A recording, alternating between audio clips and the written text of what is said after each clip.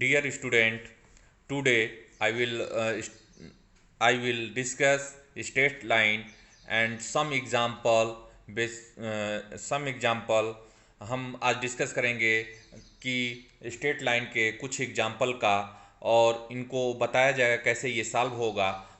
Suppose कर लो कि पहला उदाहरण एग्जाम्पल फर्स्ट गिवन डैट उस बिंदु के निर्देशांक ज्ञात करें जहां पर रेखा x by one equal to y minus one upon two equal to z plus two upon three समतल 2x plus three y plus z equal to zero से मिलती है। इसके लिए सबसे पहले तो हम करेंगे ये कि इन समीकरण को इक्वल टू आर माना। अगर मान लो कि अगर हम x by one equal to r, तो क्या हम x इक्वल टू आर लिख सकते हैं? x equal to r. वैसे ही y minus one upon two equal to r, तो y equal to two r plus one. ऐसे ही फिर से हम z equal to z plus two upon three equal to r, तो z equal to three r minus two. ये हमारा r two r plus one three r minus two समीकरण दो। इसको हम समीकरण दो मानेंगे।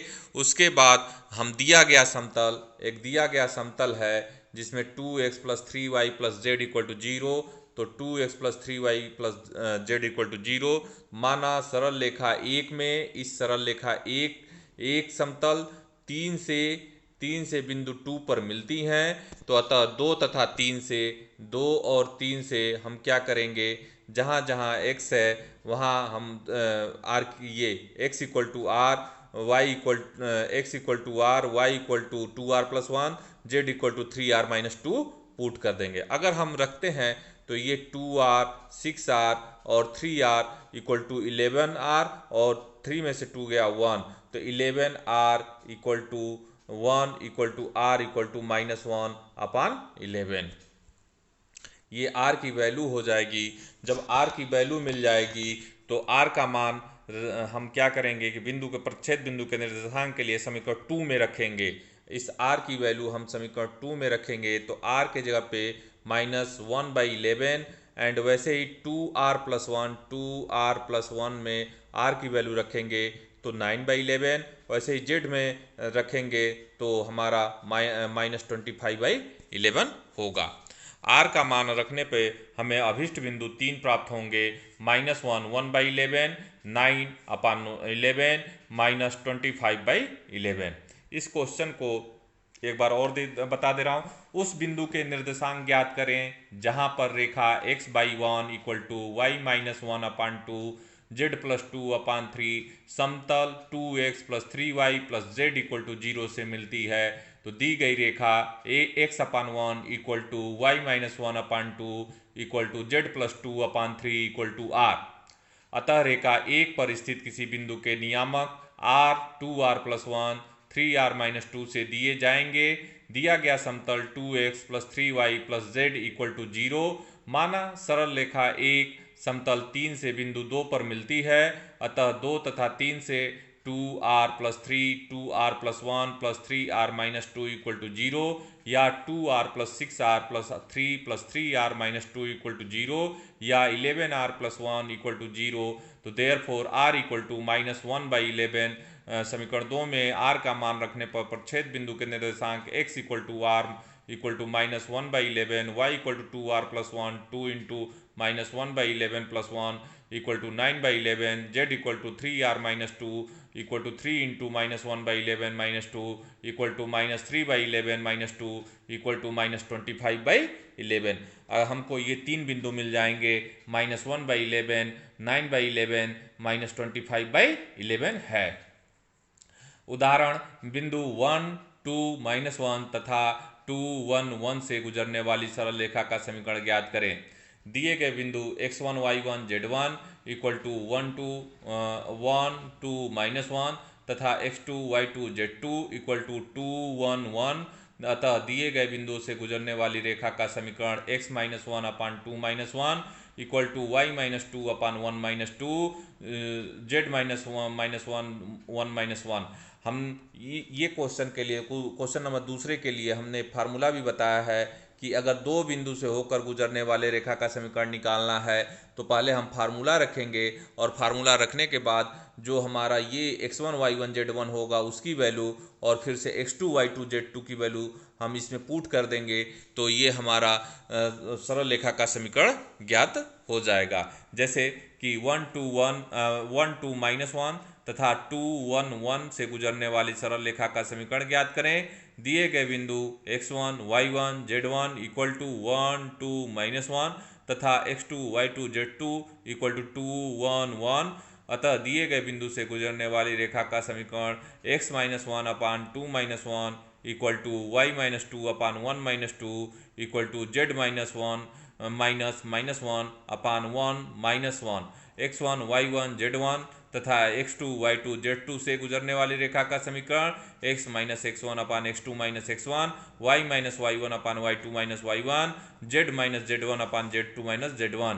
तो इसमें पुट करेंगे तो हमारा होगा x -1 upon 1 equal to y -2 upon -1 equal to z plus 1 upon 2। यह हमारा अभिष्ट समीकरण होगा, अर्थात कहने का मतलब सरल रेखा का समीकरण होगा। फिर एक दूसरा क्वेश्चन इसमें दिया हुआ है, question number third. Question number third में सरल रेखा 4 - x upon 2 equal to y/6 equal to 1 - z upon 3 की दिक्विजया ज्ञात करनी है।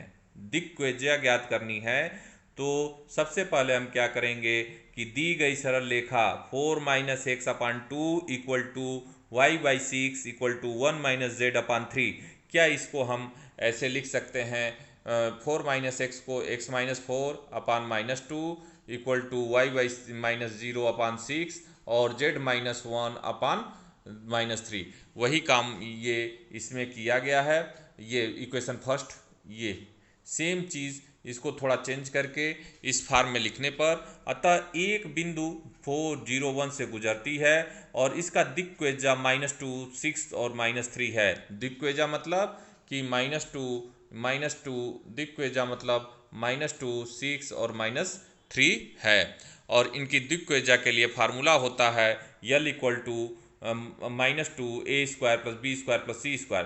तो -2 रूट -2 का होल स्क्वायर प्लस 6 स्क्वायर -2 का होल स्क्वायर 6 का स्क्वायर 3 का स्क्वायर -2 2 यहाँ माइनस हो गया 2 4 36 प्लस 9 -2/7। ऐसे यम के लिए 6/7, यन के लिए -3/7। इसमें इसके यल और यन के निकालने के लिए हमारा फार्मूला होता है l equal to a upon root a² plus b² plus c²।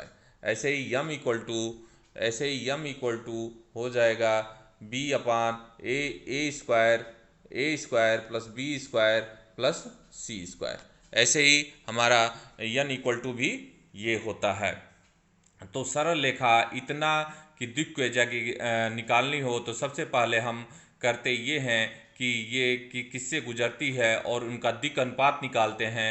दिक् अनुपात निकालने के बाद उसमें हम यल और यन की वैल्यू निकाल लेते हैं। अब नेक्स्ट क्वेश्चन नंबर 4 है कि सरल रेखा 4x plus 4y minus 5z equal to 12 और 8x plus 12y minus 13z equal to 32 के समीकरण को सममित रूप में लिखना है। पहले ही हमने एक फार्मूला बताया था सममित रूप के लिए कि पहले हम क्या करेंगे, दोनों इक्वेशन को वैसे ही लिख लेंगे। 4x plus 4y minus 5z equal to 12 और 8x plus 12y minus 13z equal to 32। ये हम इसको समीकरण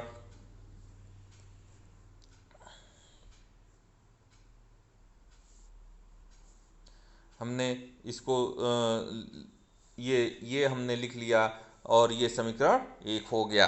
अब माना दी गई रेखा के दिक् अनुपात यल यम यन है, यह रेखा दोनों समतल पर है, अतः इन समतलों के अभिलंब पर लंब है, अतः 4l plus 4m minus 5n equal to 0 तथा 8l plus 12m minus 30n equal to 0। अगर हम इनको दिक अनुपात देखते हैं तो l equal to 2, m equal to 3, n equal to 4। दी गई रेखा को जेड बराबर जीरो रखने पर 4x plus 4y equal to 12 तथा 8x plus 12y equal to 32, इनके हल से x equal to 1, y equal to 2, z equal to 0, अतः बिंदु 1 2 0 से जाने वाली रेखा का समीकरण x minus 1 upon 2 equal to y minus 2 upon 3 equal to z minus 0 upon 4, यह एक का सम्मित रूप है। ऐसे ही ये example number 4x plus 4y minus 5z equal to 12 और 8x plus 12 minus 13z equal to 32 के समीकरण का सम्मित रूप होगा। इसके बाद हम एक क्वेश्चन और डिस्कशन करेंगे, क्वेश्चन नंबर 5। इसमें क्वेश्चन नंबर 5 है कि रेखाओं x minus 2 upon 3 equal to y plus 1 upon minus 2, z equal to 2 तथा x minus 1 upon 1 2y plus 3 upon 3 z plus 5 upon 2 के बीच का कोण हमें निकालना है। अगर हमें बीच का कोण निकालना है, इन दोनों के बीच का कोण निकालना है। बीच का कोण निकालने के लिए करते ये हैं कि रेखाओं के समीकरण को मानक रूप में लिखने पर, अगर हम समीकरण को मानक रूप में लिखते हैं तो ये होगा x minus 2 upon 3 Y plus 1 upon minus 2, और ये z इक्वल टू 2 है तो ये हो जाएगा z माइनस 2 अपान 0। ये एक मानक रूप होगा। फिर ऐसे ही x माइनस 1 अपान 1 और ये 2y प्लस 3 है तो इसको होगा y प्लस 3/2, ये ठीक है। वैसे ही 3/2, फिर वैसे z प्लस 5/2।